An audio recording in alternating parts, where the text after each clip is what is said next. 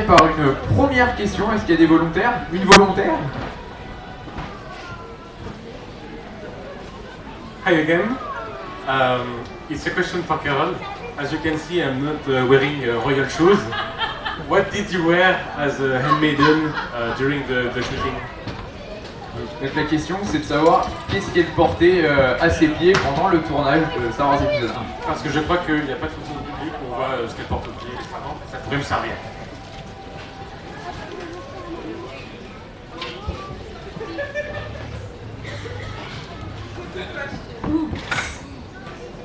We were wearing boots, yeah, but with these dresses, I think they were like more flat shoes. Donc elle portait des bottes, mais elle pense que quand elle portait les robes suivantes, c'était plutôt des chaussures type ballerine. Une autre question? 1, 2, 1, 2. Oui, une question pour Christina aussi. On voit que les personnages des suivantes, et notamment de Lucien, sont développés dans des livres et des BD. Est-ce qu'elle suit le développement de ce personnage? Et qu'est-ce qu'elle pense, si elle le suit, de la représentation du personnage dans les BD?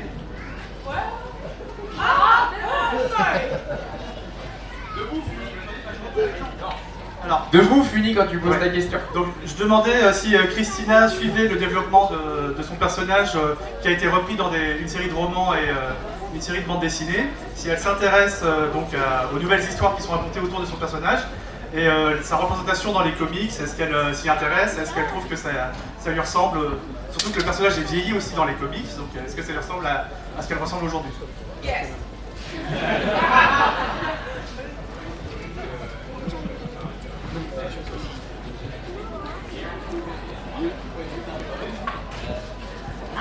So the first time I heard more about my character was when I was in a convention and a fan came to me and said, "You have to read those books.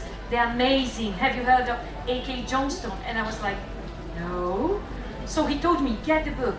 So I did get the book, and then I was about to read, and then I sent a message to A.K. Johnston, said, "Someone told me to read your book, so I'm gonna read it, Queen Shadows."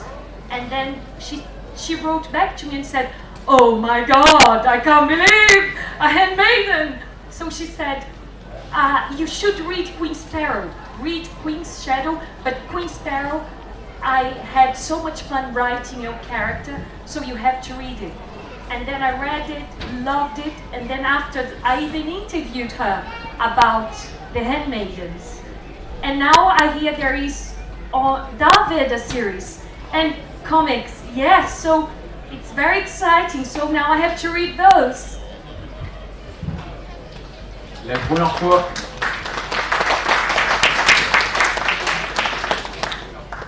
fois qu'elle a entendu parler de l'évolution de son personnage de Sabé, c'était lors d'une convention. Donc un fan où il a dit attention, il y a une série de livres qui a été écrite par E.K. Johnston, l'ombre de la reine, le périple de la reine et l'espoir de la reine. C'est sorti chez Pocket l'année dernière. Et Lewis qui nous rejoint. Donc, un fan lui a dit de lire ces 3 livres qui parlaient de l'évolution des personnages liés, enfin les dames de compagnie de la reine Amidala. Et donc avant de les lire, elle a contacté l'autrice, donc E.K. Johnston, en lui disant je vais lire les livres.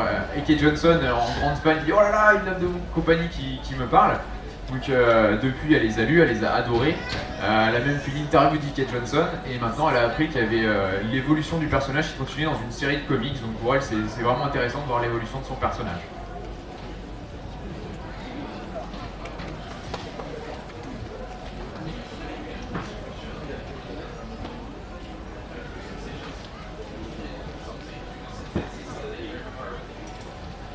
Bonjour à tous les trois, merci de votre présence.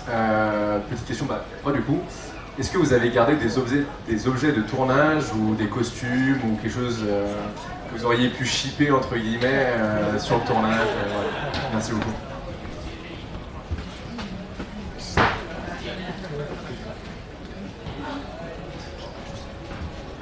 Firstly, is there any police here or anyone who works for Lucasfilm? Je demande s'il y a quelqu'un qui est de la police ou il travaille chez Lucasfilm dans la salle. Donc celui-là qui se lève tout de suite. Okay, so serious answer is no, but I really wanted to several times, but I am a very honest person and I believe in karma and I just wouldn't feel right stealing from work, and also if they found out I would never work again. So no, I haven't. I know people that have, which is very naughty. So what I do is I take weird stuff, like on Andor, I took some gravel from some dirt from the street of Ferrix, and then I put it in my sock, and then I put it in a loot bag, and I write Ferrix in the date. So I have Ferrix dirt, and I have gravel from Mustafa from episode 9.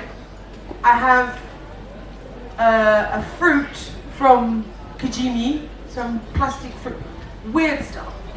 Broken bits of Sith Trooper art. Don't tell me on that bit. I just like, but the one time I really, really wanted to steal something was on Andor. In Ferrix, there was a bar, and they had the most amazing props everywhere. Like, because Ferrix was real, none of it was fake. There was no like fake walls or anything. It was a real place, and you could just walk around like for hours in this town. It was amazing. And then they knocked it all down, and I cried. But in the bar, they had these amazing cups, like wine glasses, and a menu, and everything was sold. And I really wanted to steal, but I didn't. Donc Samantha nous disait que c'est quelqu'un de très honnête, qui n'a jamais osé voler, donc d'une part parce qu'elle perdrait son travail, et d'autre part parce qu'elle croit dans le karma, et donc tout ce qu'on fait de mal finir par, d'une manière ou d'une autre, de revenir dessus. Donc elle s'est contentée au fil de ces années de voler des éléments, enfin de voler entre guillemets, de prendre des éléments complètement anodins comme du sable de Ferrix, donc elle avait récupéré, du sable de Mustafar également, ou un fruit en plastique du film Andor, de la série Andor, pardon. Et donc elle se contente de ces petites choses. Par contre, elle aurait vraiment adoré voler un élément de décor de Ferrix. Donc Ferrix dans la série Andor, donc il y a une ville qui a été reproduite à l'identique, c'est bluffant de réalisme. Et donc elle aurait bien aimé prendre des tasses ou des verres ou les menus qu'elle ait trouvés dans les bars de Ferrix.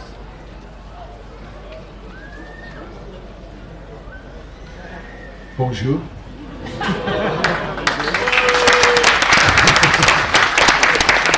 Je m'appelle Sebulba Juba. J'ai une anecdote, I guess. When we filmed audio recorded Le Menace Fantôme, the last session that I had was at Abbey Road for the Beatles, you know, Paul McCartney, right?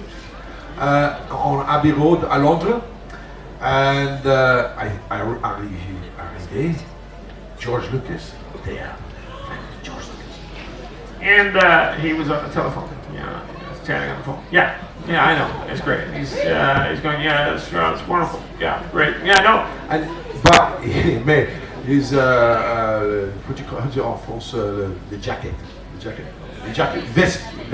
veste, là. On le canapé, right? Oui, là, like there. Yeah, and he's still, you know, put a telephone, you know, and somebody asked him, well, you know, do you have a copy of the movie? Because the movie had been made. This was in February 1999. The film was released on Labor Day, 1st of May, I think, 5th of May, 2nd of May. So a few months later, and he goes, yeah, I have a hard copy of the movie in my coat pocket. No, I'm not a thief. I've never been a good thief, ever. And I just thought, wow, if somebody was a thief and wanted $1 billion, there it is. The person wouldn't be alive probably today, but lightsabered out of existence. But yeah, a very weird moment. I was like, $1 billion is just sitting in his coat pocket right there. It was a very weird moment. I didn't think, like, no, I would never do that, but it was a very strange moment, and I'm sure an opportunist would have gone, le Pink Panther. Merci beaucoup. Pour le marché, pas tomber everyone. Je le ferai pas aussi bien la traduction, je suis désolé. Donc lors des dernières sessions d'enregistrement à Abbey Road, juste avant la sortie de la menace fantôme, donc c'était en février 99, sachant que le film était sorti le 1er mai 99. Et donc il était à Abbey Road, les sessions d'enregistrement terminées, et juste à côté de lui, il y avait George Lucas au téléphone. Donc, vous avez une belle imitation de George Lucas, très convaincante d'ailleurs. Et donc avec George Lucas au téléphone, et donc il entend une conversation qui se fait, et quelqu'un qui lui dit ouais, vous auriez pas une copie de la menace fantôme? Si, j'ai ça dans ma veste juste à côté. Et donc Lewis était assis dans le canapé, la veste à moins d'1 mètre de lui, et donc juste à côté de lui il y avait $1 million dans une poche. $1 milliard de dollars. 900 millions. Ah, oui, The movie entitled DVD. Ah, le... For George. For him. Oui, c'était le DVD de George. Donc, et donc il avait ça dans la poche juste à côté de lui, et donc c'est pas quelqu'un de voleur, mais c'est dit qu'il y avait quelqu'un qui avait un petit côté opportuniste, il aurait pu se servir très facilement et aller sur le marché pas, et dire oh, j'ai une copie de la menace fantôme.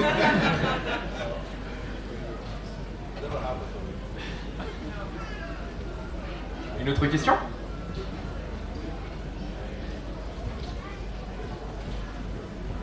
Hello, I have a question for Carol. I will ask it in French. On a vu que votre personnage apparu dans les livres et dans les comics, notamment la trilogie de la Reine. Est-ce que vous aimeriez qu'il apparaisse aussi dans les séries et donc que ce soit adapté en série? Est-ce que vous aimeriez reprendre votre rôle?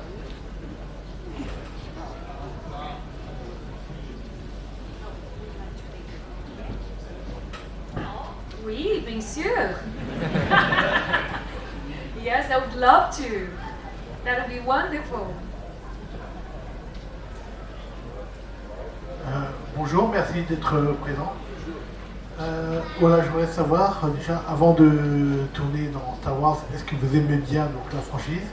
Et quelle a été votre réaction quand vous avez été contacté pour justement tourner dans Star Wars?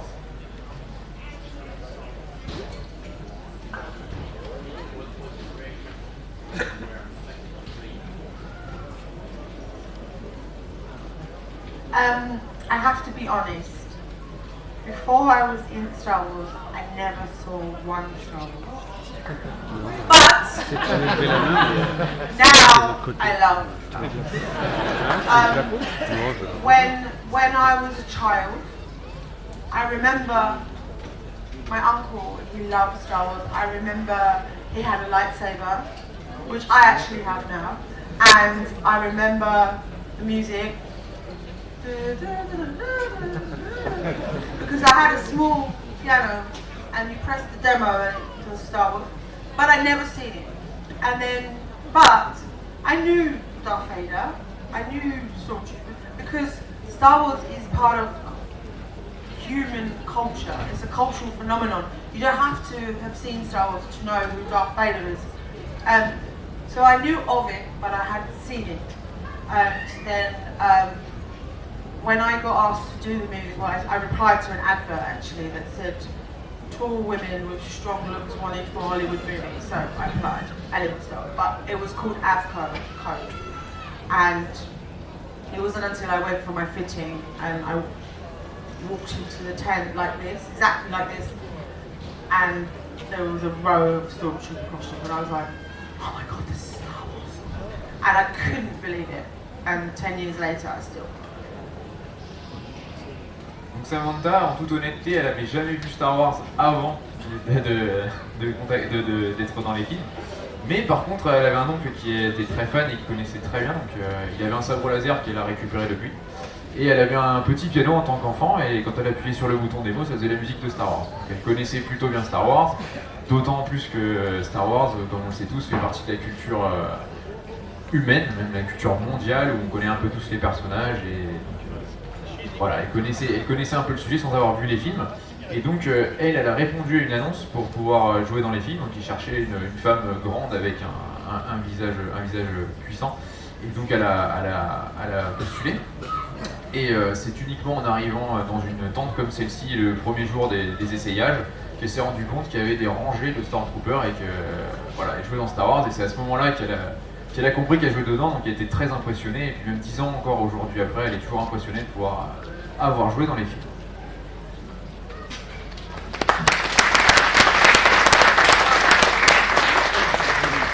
Quickly, the advert said strong character looks. I didn't apply for Stormtrooper because you're thinking, why do they care what you look like? You're wearing a helmet.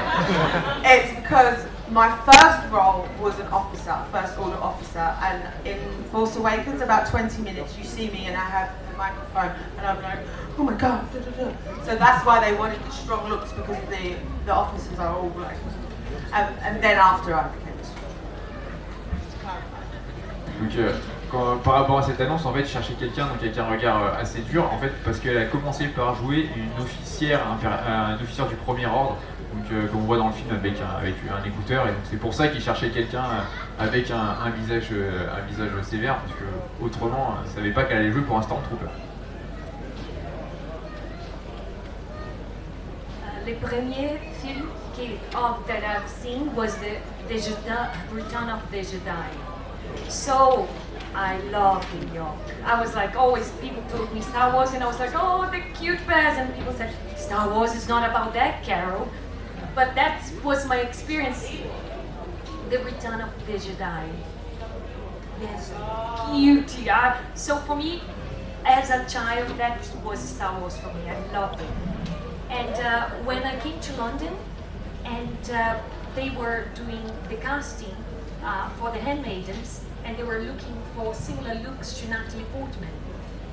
And at the time I didn't know it was a Star Wars, so I went for the casting in Liveston Studio in London, and she told me a few things that I had to do, and she filmed me, the casting director, Robbie. And then the other time they called me, then I was in the room, there was George Lucas, and was Trisha, and it was a whole big costume arena. So they were like, oh, we want to see your own costume, please. And so I tried, and I came in the room and I saw it. I was like, oh my God, so very excited.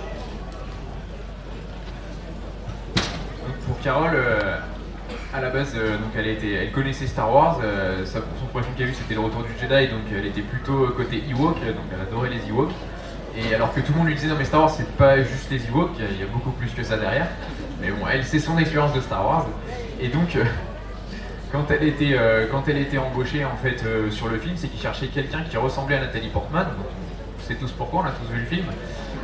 Et donc elle a fait le casting, et donc ils l'ont simplement filmé comme ça, ils l'ont rappelé un petit peu plus tard. Donc là elle arrive dans une grande pièce, il y a George Lucas, il y a Trisha Billard, la directrice des costumes, pour faire les essayages, et là c'est là qu'elle s'est rendue compte qu'elle allait jouer pour Star Wars. Et donc pareil, une expérience assez intéressante et particulière.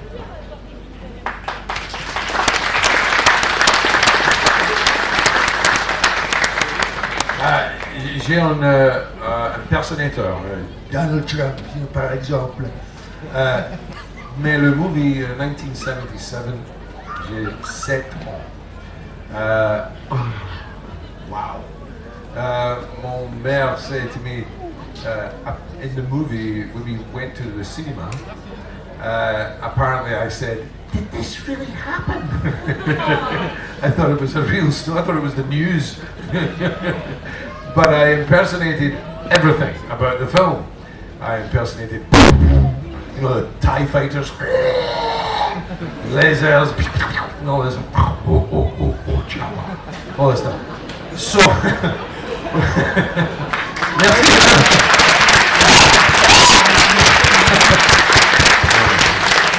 have a very bad feeling about this. And so I was noises, sounds, the characters, I played with the figures. I had all of them except one. Bossk, petit figurine, B-O-S-S-K. So in the audition for the movie, Robin Garland, audition, she said, okay, the character is called Sebulba, what do you want to do? So all these voices, I had spent, 27 or 20 years practicing spaceships, Wookiees, lasers, and she just looked at me. What is this? And she said, you're the most bizarre man I've ever met. And she recorded the thing like this. And she said, I gotta play this to George. So then George gets the tape. Yeah, get him. And that's how I got the movie. However, I only got the audition parce que my friend Peter Serafinovich, he's Darth Maul, and he said, I'm going for an audition today for Star Wars. And I went, really? Why am I not going for the audition? And he put my cassette, my voiceover reel to, and that's how I got the audition. So it was Peter Serafinovich got me the audition. So yeah, it's pretty cool. I love the movie, the original.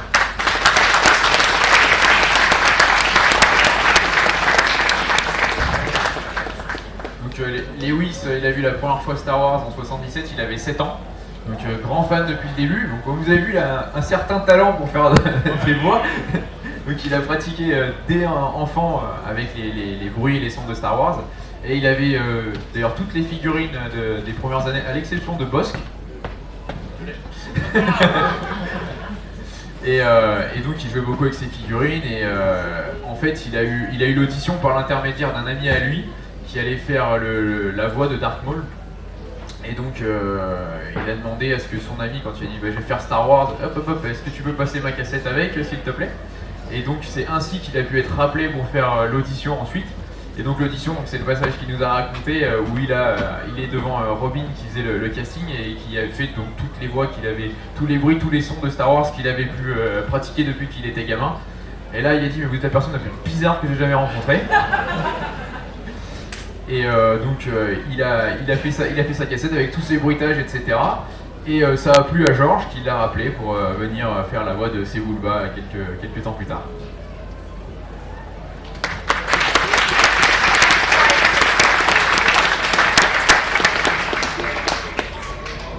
Une autre question devant?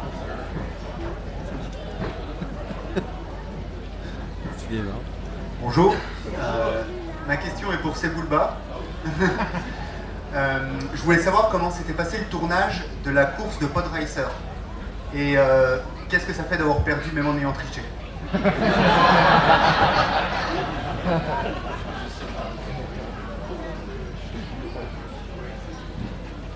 How dare you, I'm married! What?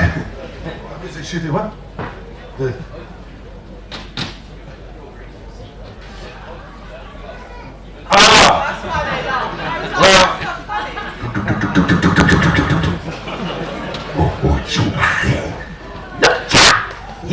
It was Huttese, you know, the language Huttese. So I knew Huttese. Parce que le Jabba, merci de le. So they wanted a similar voice, but so I knew the character, but I had to ask George that we do un autre vocal, parce que le he can't shout, he can't go soar, you know. And he went, okay, well, we'll do another voice for it. Try higher. Let me hear the voice. All right. And they went, yeah, that's pretty good. We'll do that. Okay. And so my first take, he said, okay. Faster, more intense, and a little angrier. I got the third way, because he always just says faster, more intense, but I got the third option, which was and a little angrier. But I asked George, because I didn't know at this point if he was going to die, you know. And I gave him too many whiskeys, but I said, is he going to come back and take over the universe, George? He went, no, he gets toasted. went, all right, okay. But he didn't die. The character Sebulba, but he, you know, so he survived. But George told me initially that he was going to get toasted, so they must have changed their minds and let him live to fight another race, you know. So you could come back too. Oh well, I don't know. And do that voice again. Ho ho ho. Yeah. Hello, how are you? Where have you been? We've been waiting here all day for you. We've been here since 9 o'clock this morning. No, ça suffit, madame. Le patron.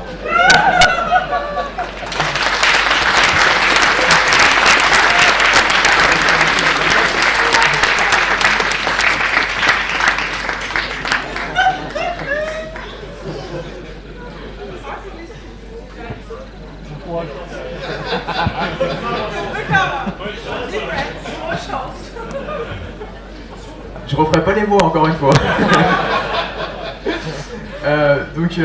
Quand il a fait donc, le test des voix, donc au début on lui a demandé de faire une voix similaire à celle de Jabba, et donc lui c'était facile, il connaissait le UTES, donc la UTES qui est la langue de Jabba le Hutt, du fait qu'il l'avait beaucoup pratiqué étant enfant. Insert voice now. Et lui il voulait le faire un petit peu plus haut, en fait un peu plus aigu, parce que c'était compliqué à faire cette voix quand il s'énervait sur la course de pod, etc. Et donc Georges lui a dit, comme il dit à tous ses acteurs, plus intense et plus vite. Et essaye de faire un peu plus énervé, donc lui était content, ça veut dire qu'il avait validé la voix supplémentaire qu'il voulait faire. Donc il a pu partir sur cette voix-là.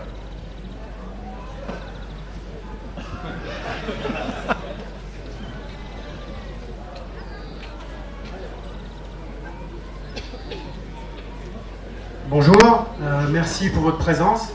J'ai une question pour les trois, du coup. And also, your impression of George Lucas is the best. On sait que McGregor, sur le tournage de la prélogie, appréciait pas du tout de jouer devant les fonds verts. Donc je voulais avoir leur ressenti, leur expérience par rapport à ça, leur expérience de tournage. C'était difficile de jouer avec ces fonds verts. Et puis pour le coup, à l'inverse, son ressenti, le fait de pouvoir jouer avec des effets practical sur Rogue One pour la dernière participante. Merci.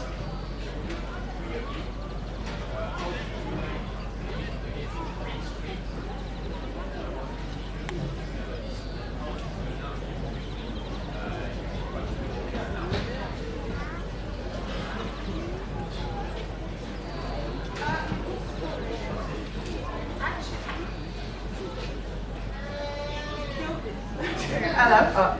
Actually, we still use green screen quite a lot, and obviously not as much as you guys. No. But it's really weird because when I'm in the Stormtrooper armor and I'm doing green screen, it's very difficult because they make us walk up and down on like stages like this, and then we can't see the end, and it's terrifying because you feel like you're going to fall off. But then what's really nice, I don't know if you remember in Andor, there's a scene where Deidre arrives on a ship with the Death Troopers, and there's two Stormtroopers like guarding, walking up and down, and then the ship arrives and they come out of the ship. That's me and my friend, well, it's my ex-boyfriend, but we weren't, another trooper. And that was green screen. So when I saw it, I was like, I know that's me because I can tell by my bottom. That's me. But I don't remember doing this thing. Oh my God, it was green screen. So to see what they did with it, and it's a beautiful scene because it's nighttime and I'm looking up in the sky and there's a building, and I love that photo and it's just so cinematic. And to think that that was a green screen in Pinewood Studios and then they made it into that is amazing. But I also remember talking about practical effects now. JJ was adamant for The Force Awakens that he didn't want to use lots of CGI because we all know what you guys thought of that in the prequels. So I remember when we were shooting the night shoots for Jakku, we had real animals with stuff stuck onto them to make them look like space pigs or space cows. And he said, I want real animals because I don't want to CGI a space pig. I want a real pig, and then I'm going to put stuff on it to make it look like a space pig. So that's how far they went to get practical things. Donc soyez rassurants, on utilise toujours des fonds verts à l'heure d'aujourd'hui, donc c'est expliqué Samantha. C'est d'ailleurs très effrayant d'être sur des estrades comme ça sans voir ce qu'il y a au bout, parce que en fait, tout est vert sur vert, donc c'est assez flippant, on peut tomber assez facilement. Donc ça c'est un gros stress quand on est en costume et sur un fond vert. Par contre, donc, comme je disais, on les utilise encore beaucoup, c'était le cas sur la série Andor. Donc il y a une scène à la fin de la série où il y a un vaisseau qui arrive sur la planète et donc elle est en Stormtrooper avec un autre Stormtrooper qui est en train de regarder ce qui se passe. Ils étaient uniquement devant des fonds verts et en fait elle a vu à l'écran qu'est-ce qui s'était passé. Donc on voit le vaisseau arriver, c'est une scène qui est vraiment impressionnante, très cinématique dans l'approche. Et donc elle était très impressionnée de voir ça, et puis après elle se dit mais quand est-ce que j'ai fait ça? Ah si ouais, bon je peux dire que c'est bien moi parce que je reconnais mes fesses. Et donc ah oui ça y est c'était fait à cette période-là, et donc ils ont pu faire des choses vraiment magnifiques à partir de fonds verts. En revanche sur le réveil de la force, donc J.J. Abrams voulait absolument éviter au maximum le CGI, parce que le retour du public est pas génial à ce niveau-là. Et donc il allait au point de prendre des animaux sur les scènes de Jakku par exemple au tout début du film, prendre des animaux, il voulait des space pigs, donc des cochons de l'espace, donc il prenait des vrais cochons sur lesquels il rajoutait des éléments pour en faire des animaux extraterrestres. Voilà jusqu'à quel point il allait lui de son côté avec les effets pratiques. Avec moi c'était... when we were filming, there was a lot of green screen. So it was, for some scenes were very strange when it was a few of us and then the screens. So it was very refreshing when we had some of our fight scenes and everything was built. There was the little airplanes here, people running. We were all excited, like, oh my God, we're inside this amazing set.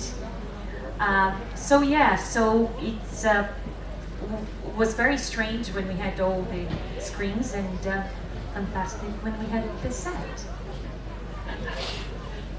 Sur son expérience de la menace fantôme, donc il y avait des scènes effectivement où tout était vert, il n'y avait que les acteurs qui jouaient leurs scènes, et par contre ils étaient très contents quand il y avait d'autres scènes en intérieur par exemple, donc on voit sur les batailles dans le palais de Naboo, où là c'était vraiment des vrais décors, donc ils étaient plutôt contents d'aller faire, au lieu de fond vert, sur des vrais décors. Donc c'est cette expérience un peu double sur le tournage de la menace fantôme. I didn't need green screen. I just went out, got very drunk the night before we recorded it, and I turned into Sebulba. I looked like him, I was the same height as him, I smelled like him. No, I didn't use green screen when I recorded, it was just the voice, but they did put dots, and I think there was a head unit, but it was very light. I do actually remember I was wearing something like that had an extender on it, but it was very basic what I wore, and then recorded the voice, and then they sent the recordings over to ILM on some very high tech at the time satellite phone, I think, and they went straight to work on moulding the face. So the second recording I did with them, they had a grey image of Sebulba, and it did look like me. Across the eyes, I could see the frown. And it was amazing what they did, you know. But it wasn't. There was no green screen. It was in a voiceover studio called Magmasters in London, which sadly no longer exists. Donc pour Lewis, pas de fond vert. Tout s'est fait dans un studio d'enregistrement qui n'existe plus aujourd'hui.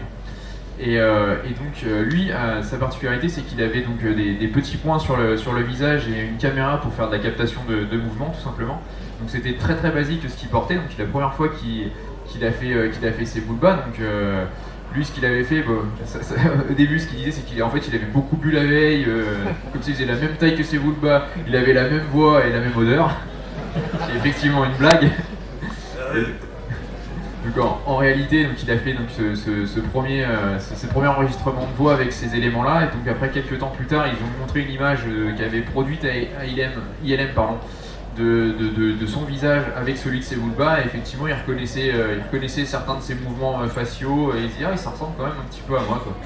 Et donc voilà comment ils ont fait Sebulba.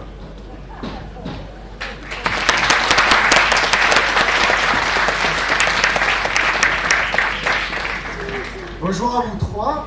J'ai une question plus axée sur le présent. En fait, est-ce que vous avez des projets proches? Et si oui, quels sont-ils? Et est-ce que vous continuez à faire des castings ou alors est-ce que votre temps est accaparé par les conventions au niveau international? Voilà, merci.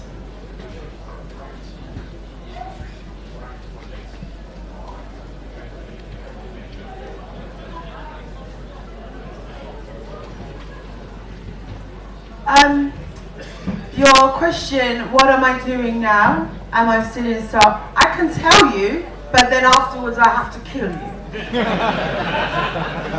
No, I am in Andor season 2.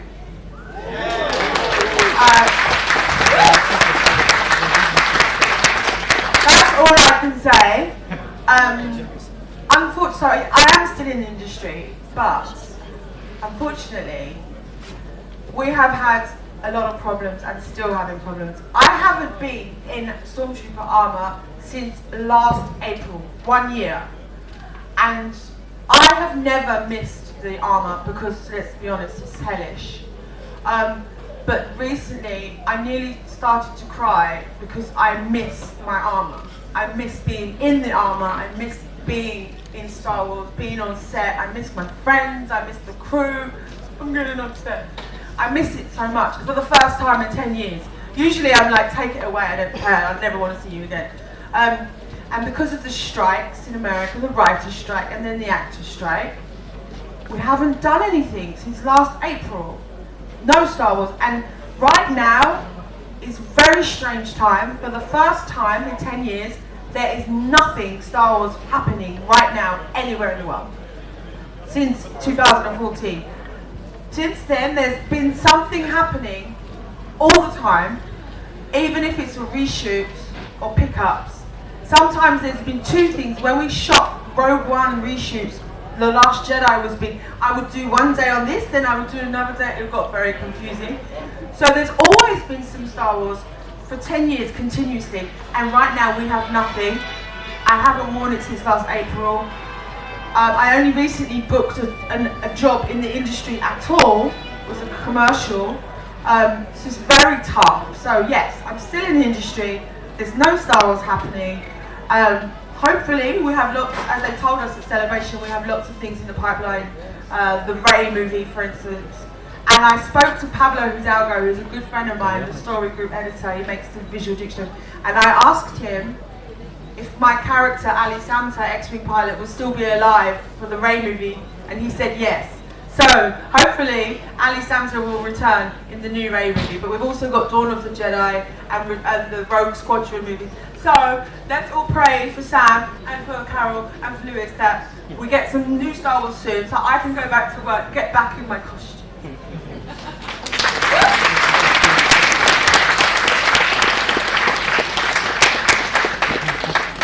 Samantha est toujours dans l'industrie du cinéma. À l'heure d'aujourd'hui, donc elle peut pas nous dire grand chose, sinon elle sera obligée de nous tuer derrière. C'est pas vraiment idéal.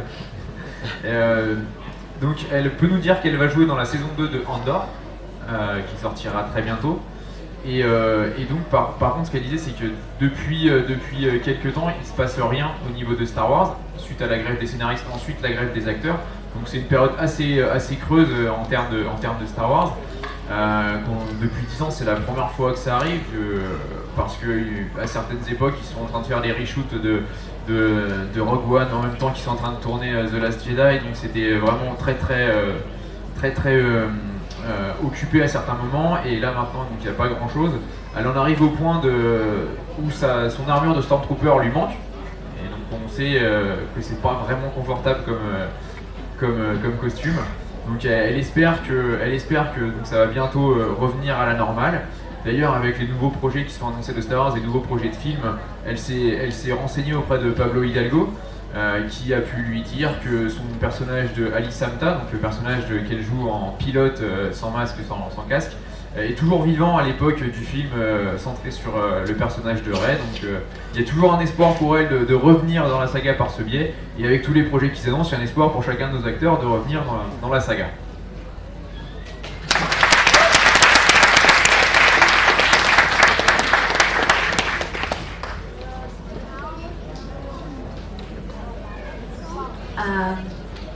So I went into studying theater and developing the practice of puppetry. And from there onwards, I started doing shows, theater shows with children. So now in the past few years, I've been going into schools or communities and creating shows with children, basing on creation myth stories and all types of different stories. But yes, if they bring Darth Vader comics back, yes, I want to be back.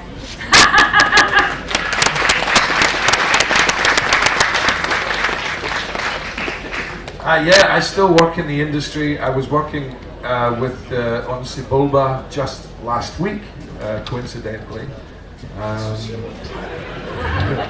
was there, but the characters, the Star Wars characters, because I'm a mimic, I get a lot of work in various projects. I signed a lot of NDAs, so I was working on an animation feature last week, not Star Wars universe, but I provide voiceover for commercials, animation, film trailers. Sometimes I'm the guy that you'll hear going, imagine a world in a galaxy far, far away. I do this kind of thing for a living, thank you. But I also work in political satire, so I get to impersonate politicians, actors, so I get a lot of fun. I get to read a lot of really great scripts, comedy scripts. And believe it or not, I've got a wig, an orange wig. And I'm a Donald Trump impersonator, so I do a lot of that guy. And we're setting up a space force. May the space force be with you. And we're going to stop all the aliens coming in because they're trampling on our borders. It's very, very bad. So we're sending, and we're going to laser them. Laser. So yeah, I still work.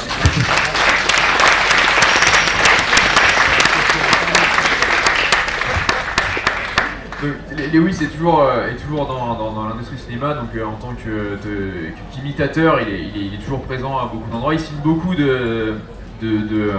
d'accords de non-divulgation, donc il ne veut pas nous raconter grand-chose de ce qu'il fait, mais il est toujours là, il fait beaucoup de pubs, il fait beaucoup de bandes annonces de films, donc c'est lui un peu la voix qu'on entend qui explique un peu avec la grosse voix qu'est-ce qui s'est passé, qu'est-ce qui va se passer, c'est génial. C'est souvent lui la grosse voix, et il fait donc pas mal de pubs, pas mal de choses comme ça.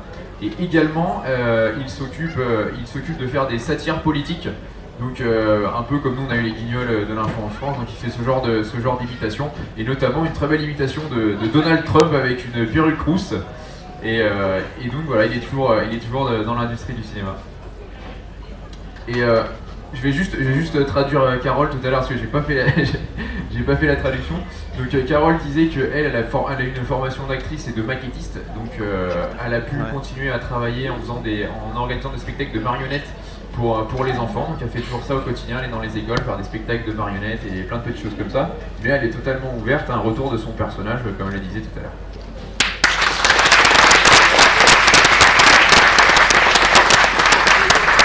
Je vais prendre une toute dernière question, après on va passer au concours de costumes. Donc toute dernière question.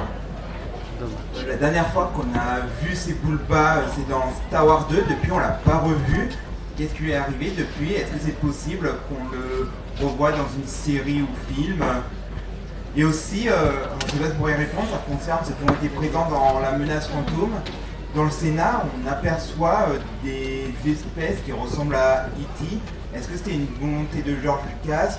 Est-ce que c'est canon de dire que E.T. est d'origine de Coruscant ou une des planètes de l'univers Star Wars? Voilà mes deux questions. Bon, on va juste prendre la première partie de la question parce que l'espèce d'IT, ils sauront pas y répondre.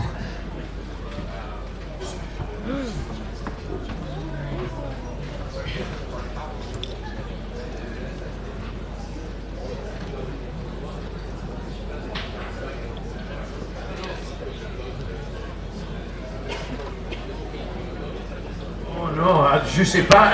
Le Attack of the Clones, there was he's a Doug D-U-G character who appears briefly in Attack of the Clones, but it's not Sebulba. It's a similar character. But no, I don't know. I don't know if he comes back or not. It'd be fun if he did, you know. But yeah, I don't know. Who knows?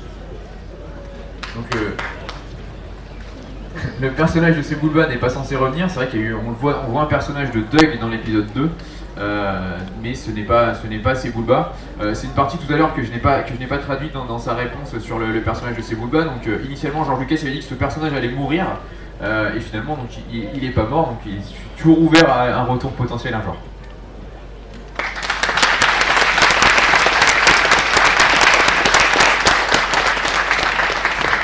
Donc merci à tous, c'est ainsi qu'on clôture ce question-réponse. Je vous invite à applaudir une dernière fois